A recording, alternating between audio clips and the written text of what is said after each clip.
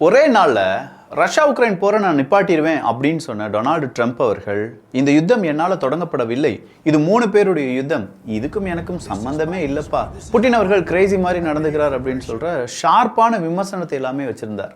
இந்த நேரத்தில் அடுத்ததாக டொனால்டு ட்ரம்ப் அவர்கள் என்ன முடிவு எடுக்க போகிறார் அப்படிங்கிற ஒரு பெரும் கேள்வி எல்லாத்தையும் இருந்துச்சுல்ல, அதற்கான விடை கொஞ்சம் கிடைச்சிருக்கு. அந்த விடை மட்டும் உண்மையிலேயே உண்மையாக இருந்தது அப்படின்னு வச்சுக்கோங்களேன், இந்த உலகம் வேறொரு சம்பவத்தை பார்க்க வேண்டியதாக இருக்கும். இதற்கு நடுவில் சீனா தான்ப்பா 20 நிறுவனங்களை ரன் பண்ணிட்டு இருக்காங்க ரஷ்யாவில் அப்படின்னு சொல்கிற தகவலை இப்போ தான் உக்ரைனுடைய இன்டெலிஜென்ஸ் ஆஃபீஸர்ஸ் வெளியில் சொன்னாங்க. அதற்கு சீனா எப்படி ரியாக்ட் பண்ணியிருக்காங்க அப்படிங்கிற தகவலும் கூடவே இந்த இஸ்ரேல் காசா பிரச்சனையில் காசாவில் எஞ்சி இருக்கக்கூடிய பகுதிகள் என்ன அப்படிங்கிறதையும் இந்த ஒரு பதிவில் பக்காவாக பார்க்க போகிறோம். எல்லாத்தையும் பார்த்துடலாமா?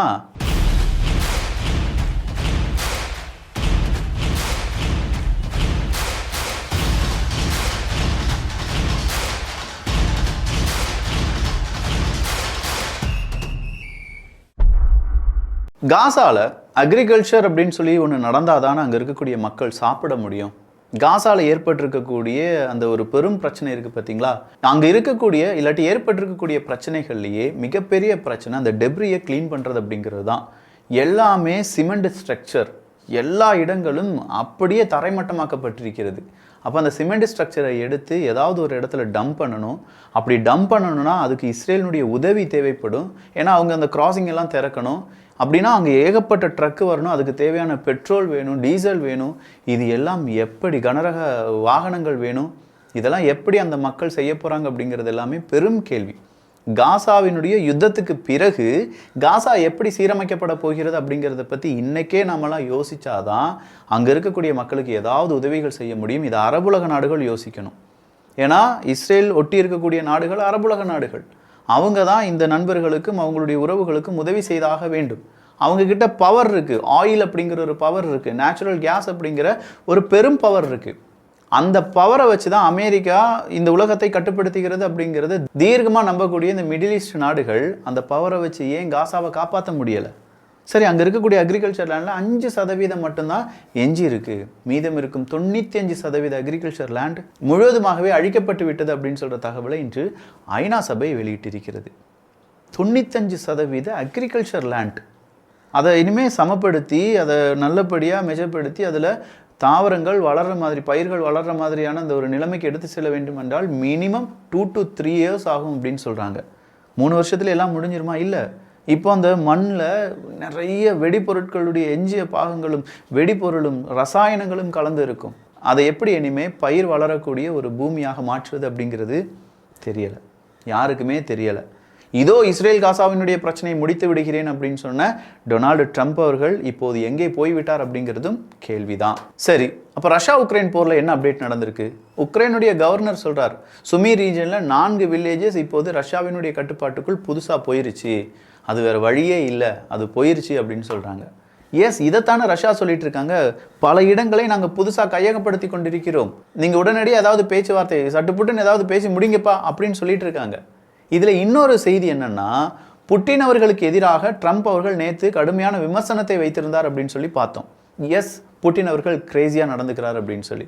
அதற்கு பதிலாக புட்டின் அவர்கள் டீம் என்ன செஞ்சாங்க, டொனால்டு ட்ரம்ப் அவர்களை க்ளோன் அப்படின்னு சொல்லியும் பெரிய அளவில் கோமாளி அப்படின்னு சொல்லியும் சித்தரித்து ஏகப்பட்ட போட் அதனுடைய மெசேஜஸ் எல்லாத்தையுமே அனுப்பியது.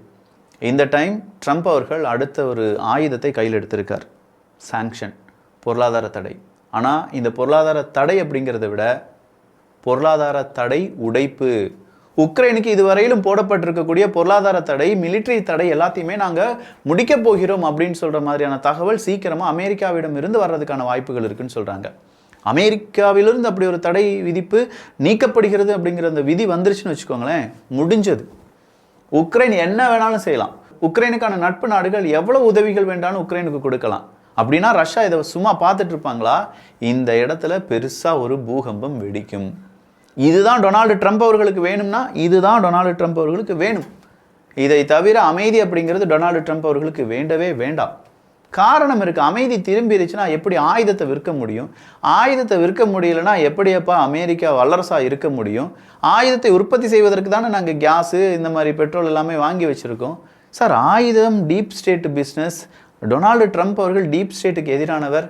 எப்படி இருந்தாலும் அவர் ஒரு அமெரிக்கர் தானே. அமெரிக்கர்களுக்கு அமெரிக்காவினுடைய ப்ராடக்ட் அமெரிக்கர்களுக்கு, அமெரிக்காவினுடைய வளம் அமெரிக்கர்களுக்கு அப்படின்னு சொல்லி மகா அப்படிங்கிற ப்ராஜெக்ட் இனிஷியேட் பண்ணதுனால ஆயுதங்களும் விற்கப்பட வேண்டும். அதே நேரத்தில் எந்த பொருளையும் நாங்கள் இறக்குமதி செய்ய மாட்டோம், எல்லாமே நாங்கள் ஏற்றுமதி தான் செய்வோம், எங்களுக்கான பொருளை நாங்களே தயாரித்துக் கொள்வோம் அப்படின்னு சொல்கிற இந்த மென்டாலிட்டி எங்கே போய் முடிய போகுது அப்படிங்கிறது தெரியலை. சீரியஸாக பல பிரச்சனைகளை டொனால்டு ட்ரம்ப் அவர்களுடைய ஆட்சி காலம் அமெரிக்கா சந்திக்கும் அப்படின்னு சொல்லி ஏகப்பட்ட பேர் சொன்னாங்க. இப்போ நாமும் சொல்ல வேண்டியதாக இருக்குது, அமெரிக்கா பி கேர்ஃபுல்லப்பா அப்படிங்கிறது தான். சீனா, உக்ரைனுடைய இன்டெலிஜென்ஸ் ஆஃபீஸர்ஸ் ஒரு ரிப்போர்ட்டை சப்மிட் பண்ணுறாங்க. அந்த ரிப்போர்ட்டில் என்ன சொல்லுதுன்னா, கிட்டத்தட்ட 20க்கும் அதிகமான ரஷ்யாவினுடைய ஃபேக்ட்ரிக்கு தேவையான கன் பவுடர்லேருந்து எல்லாமே கொடுப்பது சீனா தான்.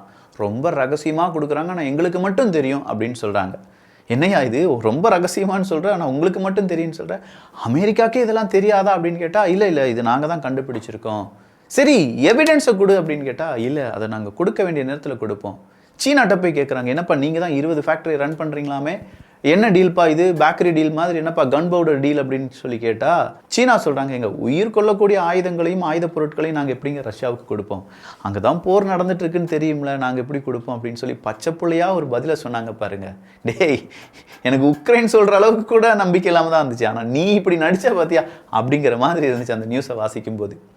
சீனா கொடுத்துருப்பாங்க, அதை ரஷ்யா வாங்கியிருப்பாங்க, ஆனால் சீனா கொடுக்கவே இல்லை. எப்படி உயிர் கொள்கிற மாதிரியான ஆயுதங்களெல்லாம் நான் கொடுப்பேன் அப்படின்னு சொன்னாங்க பார்த்தீங்களா. இந்த இடத்துல வடகொரியா எவ்வளோ பெட்டர். ஆமாம், நான் தான் மனிதர்களை அனுப்பினேன், எஸ் என்னுடைய ராணுவ வீரர்கள் தான் அங்கே பெரிய அளவில் உங்களுக்கு எதிராக போராடினாங்க அப்படின்னு சொல்லி பச்சையாக ஓப்பனாக சொல்லிட்டு போயிட்டாரு. அப்படி சொல்லிட வேண்டியதானே சீனா அப்படின்னு கேட்டால் எப்படி? இப்போ தான் எங்களுக்கும் அமெரிக்காவுக்கும் ஏகப்பட்ட பிரச்சனைகள், டேரிஃப் வார், அது கொஞ்சமாக பேச்சுவார்த்தை நடந்துட்டுருக்கு, இந்த நேரத்தில் புது பிரச்சனைக்கெலாம் நாங்கள் எப்படி ஆளாவோம் அப்படின்னு சொல்கிறது சீனாவினுடைய மனசாட்சியாக இருக்கலாம். சரி, அமெரிக்காவினுடைய எனர்ஜி செக்டாருக்கு ஒரு ஹேடே வரப்போகுதாமே அப்படின்னு சொல்கிற ஒரு கேள்வி வந்திருக்கிறது. இதுவரையிலும் அமெரிக்காவினுடைய எனர்ஜி செக்டாரில் அப்படி ஒரு ஹேடே, டூம் டேலாம் சொல்லுவோம்ல, அந்த மாதிரி டே வந்ததே கிடையாதான். பட் சீக்கிரமாக வர்றதுக்கான வாய்ப்புகள் இருக்குது அப்படின்னும், அதே நேரத்தில் ஐரோப்பிய ஒன்றிய நாடுகள் அவங்களுடைய எனர்ஜி சோர்ஸுக்கு வேறு ஏதாவது சோர்ஸை கண்டுபிடிக்கணும். லாஸ்ட்டாக அந்த ஸ்பெயின்லாம் பிளாக் அவுட் ஆச்சு, எதனால் ஆச்சு அப்படின்னு பார்த்தா இல்லைப்பா ஒட்டுமொத்தமான கிரிட் அப்படிங்கிறது பாதிப்படைஞ்சிருச்சு. எலக்ட்ரிசிட்டியை பொறுத்த வரைக்கும் இந்த ஸ்பெயின் மாதிரியான நாடுகள் அணு உலைகளை நம்பி இல்லை, அவங்க நேச்சுரலாக கிடைக்கக்கூடிய லைட்டு, அதாவது சோலாரு, அப்படியே விண்ட் எனர்ஜி, இதை பேஸ் பண்ணி தான் இருக்காங்க.